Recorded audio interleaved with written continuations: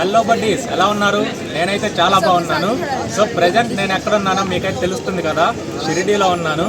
ఇప్పుడైతే నేను షిరిడీ యాత్ర చేయబోతున్నాను. ఈ ట్రిప్లో భాగంగా మన తెలుగు రాష్ట్రాల నుంచి షిరిడీ ఎలా చేరుకోవాలి, అలాగే షిరిడీ వచ్చిన తర్వాత ఇక్కడ చూడాల్సిన ప్రదేశాలు ఏంటి, నెక్స్ట్ ఇక్కడి నుంచి నాసిక్ గోదావరి నది జన్మస్థలం ఎలా చేరుకోవాలి, అలానే త్రయంబకం, ఎల్లోరా కేవ్స్ ఇవన్నీ కవర్ చేయబోతున్నాను.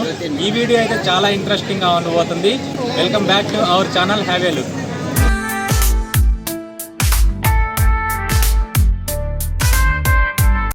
బడ్డీస్, నేనైతే నా జర్నీని హైదరాబాద్ నుంచి స్టార్ట్ చేస్తున్నాను. నా ట్రైన్ అయితే కాచిగూడ రైల్వే స్టేషన్లో స్టార్ట్ అవ్వబోతుంది. ఇదే కాచిగూడ రైల్వే స్టేషన్. మన తెలుగు రాష్ట్రాల నుంచి షిరిడీకి ప్రతిరోజు ట్రైన్స్ అయితే అవైలబుల్గా ఉంటాయి. ఇప్పుడు నేను వెళ్ళబోయే ట్రైన్ వచ్చేసి అజంతా ఎక్స్ప్రెస్.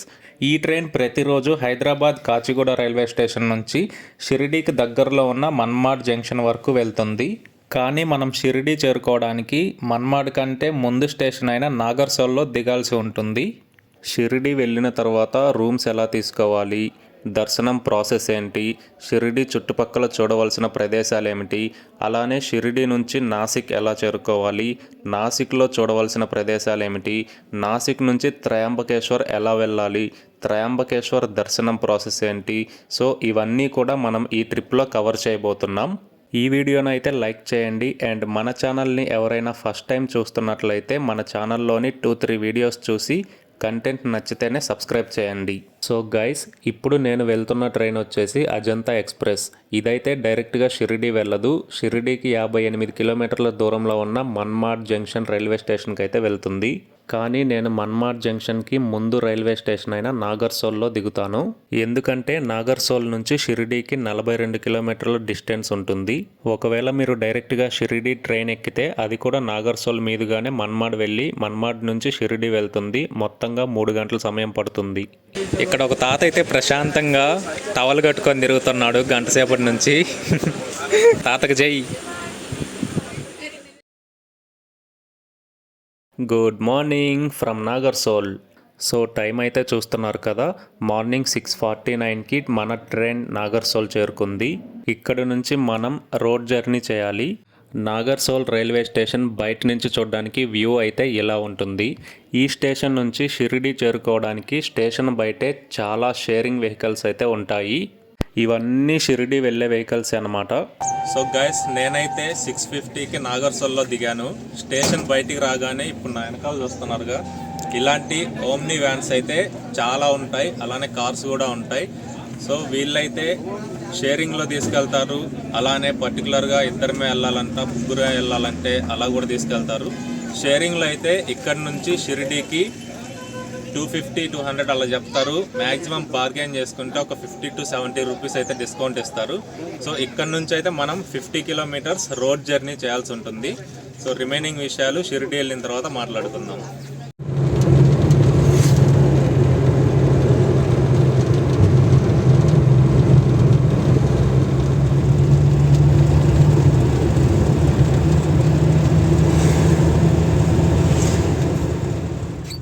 గైస్, మన ముందు ఒక ట్రాక్టర్ ఉంది కదా, అదంతా షుగర్ కేనే. ఈ ఏరియాస్లో షుగర్ కేన్ చాలా ఎక్కువగా పండుతుంది.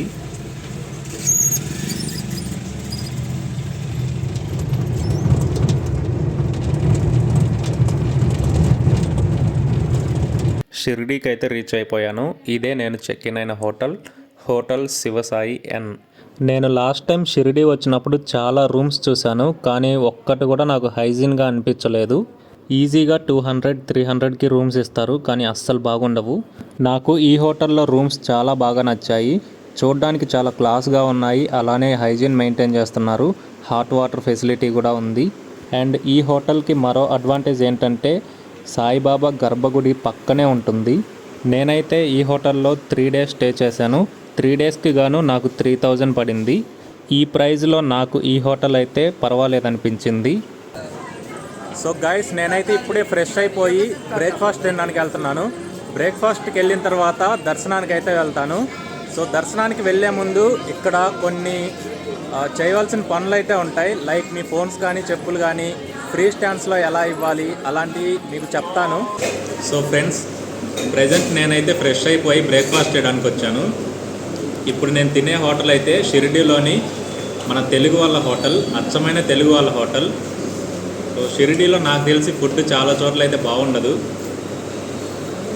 వీళ్ళ దగ్గర అయితే ఫుడ్ చాలా టేస్టీగా ఉంది.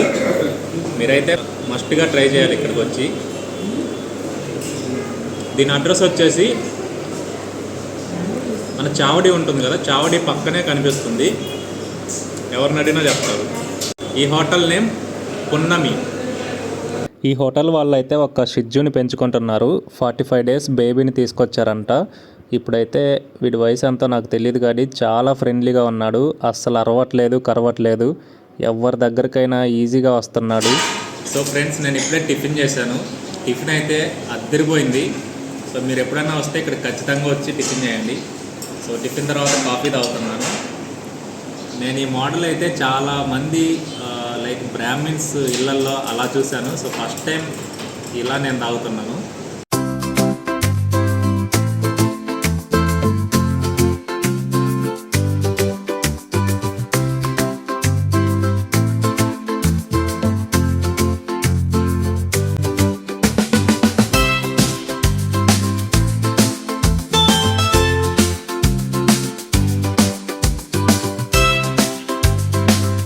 అయితే అక్కడ చావడి అండ్ ద్వారకామయ్యి కనిపిస్తున్నాయి కదా.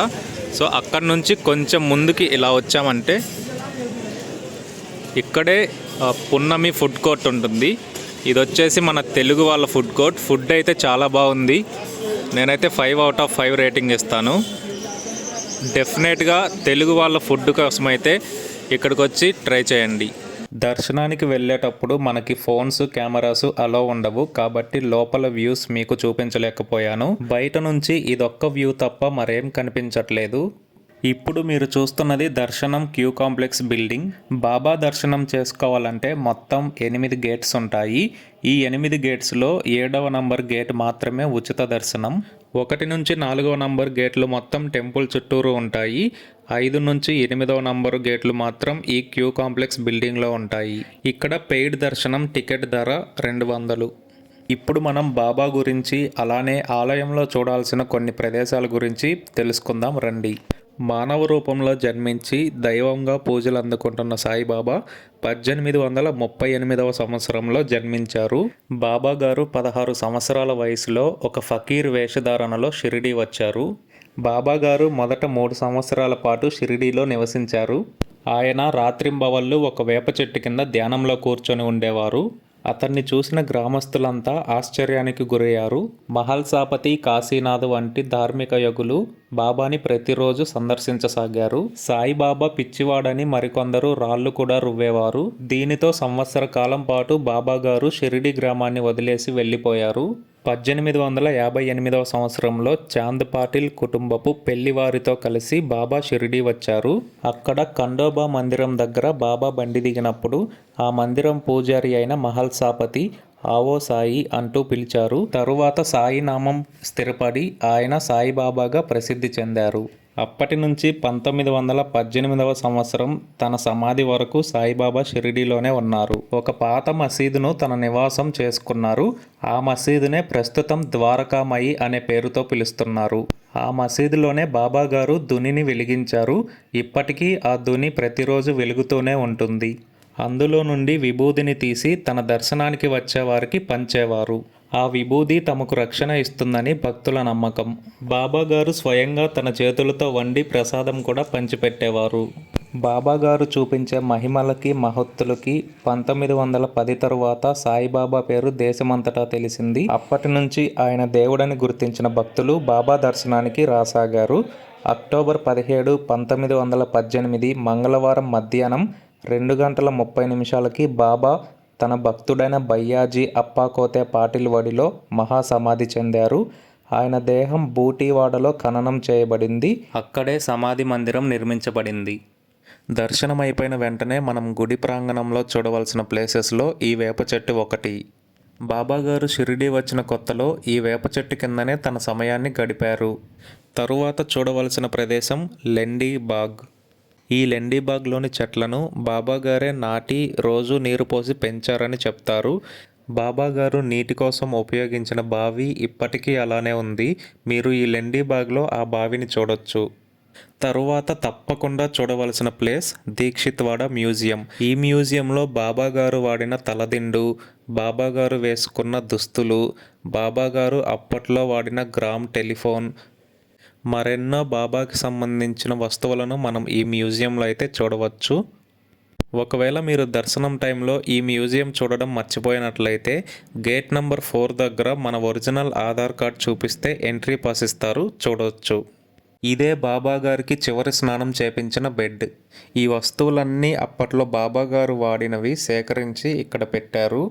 ఇప్పుడు మీరు చూస్తున్న ఈ అండీలోనే బాబా గారు తన చేయి పెట్టి వేడివేడి అన్నంని తిప్పారు. ఇవన్నీ బాబా గారు ధాన్యాన్ని సేకరించుకునే వస్తువులు. మీరైతే ఈ మ్యూజియం చూడటం అస్సలు మర్చిపోకండి. దర్శనం తర్వాత మనం మొదటిగా చూడవలసిన ప్లేస్ ద్వారకామయి. బాబా గారు తన జీవితకాలంలోని ఎక్కువ సమయం ఇక్కడే గడిపారు. బాబా గారు బ్రతికి ఉన్న సమయంలో ఇక్కడ ఒక దునిని వెలిగించారు. ఆ దుని ఇప్పటికీ ఎప్పటికీ వెలుగుతూనే ఉంటుంది.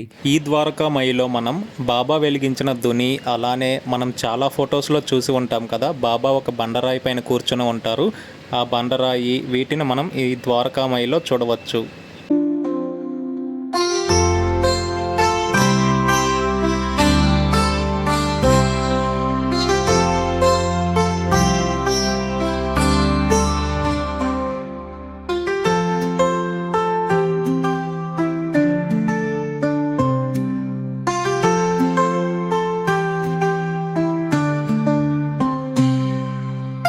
ద్వారకామయి తర్వాత మనం చూడాల్సిన ప్లేస్ ఈ చావడి.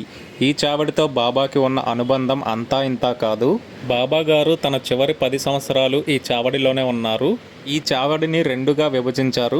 ఒక సైడ్ వచ్చేసి బాబా గారికి చివరి స్నానం చేపించిన బల్ల, అలానే ఒక తెల్ల కుర్చీ. ఇంకొక సైడ్ బాబా గారి చిత్రపటం ఉంటుంది. బాబా గారు కాలం చేశాక తన చివరి స్నానం ఈ చావడిలోనే జరిగిందని చెప్తారు. ఇప్పటికీ ప్రతి గురువారం బాబాకి సంబంధించిన కొన్ని వస్తువులు బాబా గారి చిత్రపటంతో పాటుగా ఈ చావడికి తీసుకుని వచ్చి కొన్ని రిచువల్స్ అయితే చేస్తారు. చావడి లోపల ఎలా ఉంటుందో మీరు కూడా ఒకసారి చూడండి.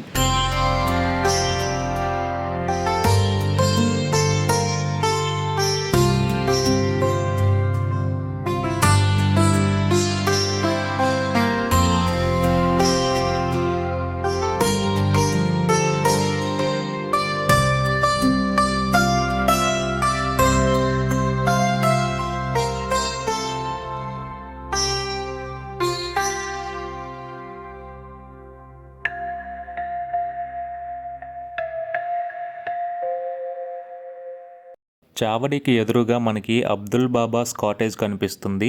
అబ్దుల్ బాబా సాయిబాబా ప్రధాన శిష్యుల్లో ఒకరు. ఇందులో బాబా గారు తనకిచ్చిన కొన్ని వస్తువులను మనం లోపల చూడవచ్చు. దీన్ని కూడా తప్పకుండా సందర్శించండి.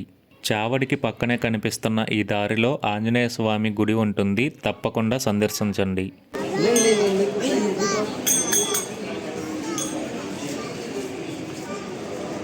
ఇప్పుడే నా దర్శనం అయిపోయింది. ఇప్పుడు ఇక్కడ నుంచి నేను శ్రీ సాయిబాబా అన్న ప్రసాదాలయ దగ్గరికి వెళ్తున్నాను. సో ఎలా వెళ్ళాలో మీకు ఇప్పుడు చూపిస్తాను.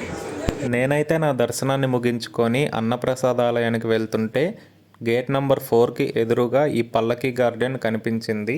ఈ గార్డెన్లో పెద్ద సాయిబాబా విగ్రహాన్ని మనం చూడొచ్చు.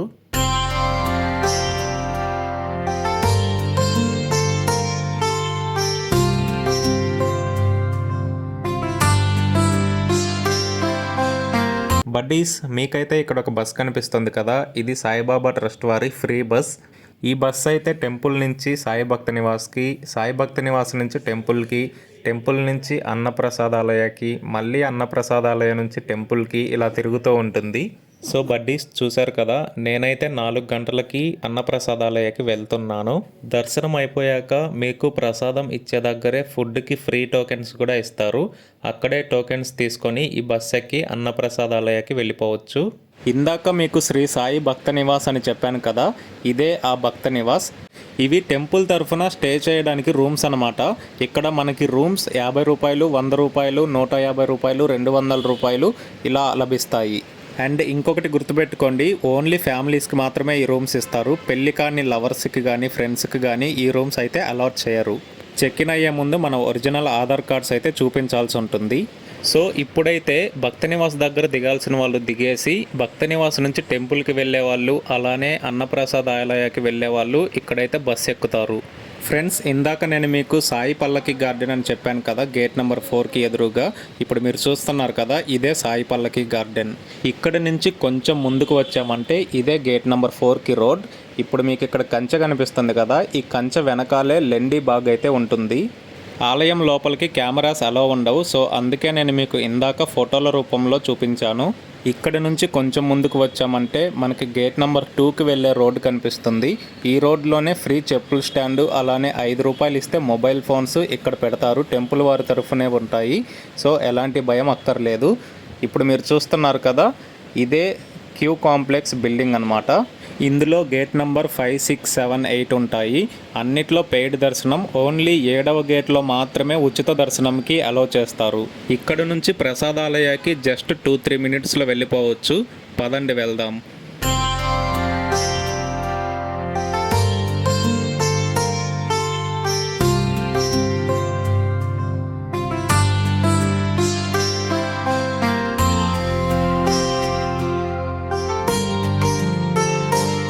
సో ఫ్రెండ్స్, ఇదే శ్రీ సాయి ప్రసాదాలయ షిరిడి.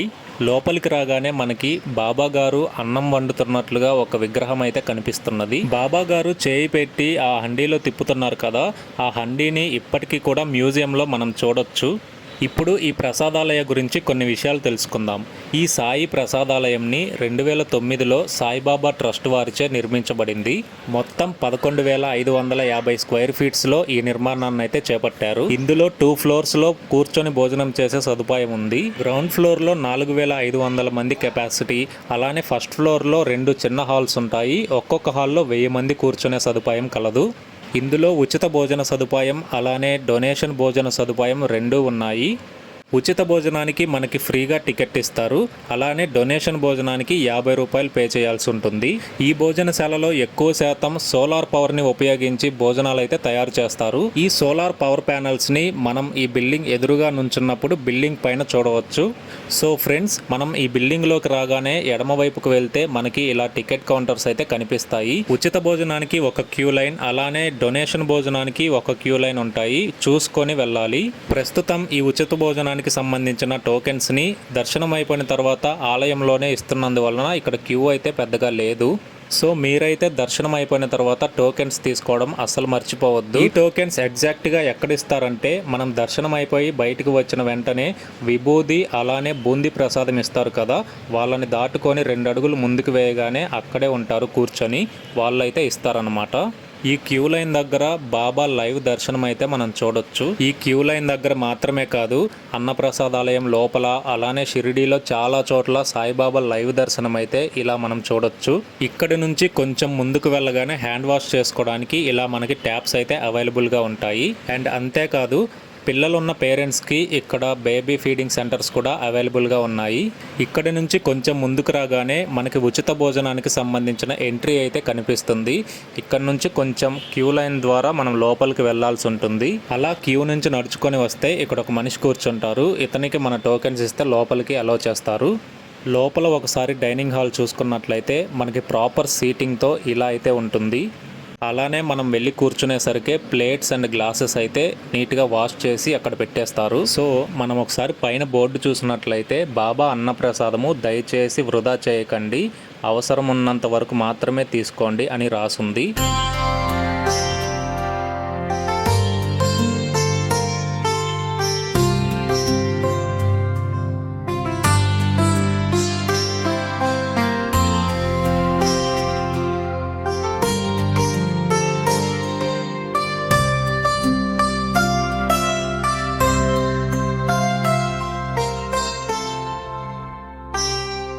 భోజనం చేసి బయటికి రాగానే నాకు ఇలా ఒక ఏనుగు బొమ్మ కనిపించింది.